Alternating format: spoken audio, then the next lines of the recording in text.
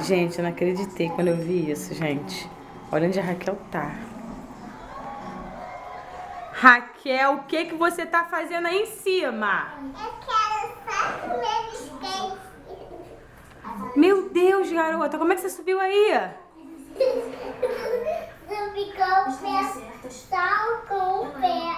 Gente, você que botou esses banquinhos aqui, Raquel? Meu Deus, garota, você podia ter caído, sua doida. Eu não tinha caído.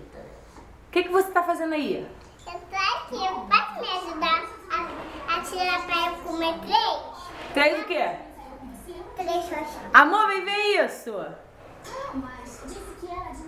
Oi? Gente, garota, você é muito louca. Olha onde ela tá. Que isso, menina? Quem botou ela mesmo? Ela subiu aqui.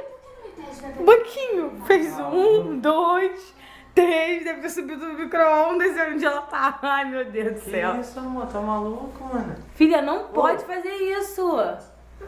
Tem que pedir. Tem que pedir pra subir ali, amor. Não, tem que pedir biscoito pra gente pegar, pô. Não pedir pra subir aí, filha. Meu Desce Deus, daí. tô com medo de você, garota. Caramba, Raquel. Pega ela lá, amor. Como é que eu pego ela? Não sei lá, sobe no banco lá na frente. Meu Deus. Pega ela, amor. Tô com medo dela cair. Gente, que garota doida. Você acha isso normal, filha? Sua cabeçuda. Você acha normal fazer isso? Subir na geladeira, pegar rosquinha? Fala, tchau, gente, sou doida. Tchau, gente. Eu vou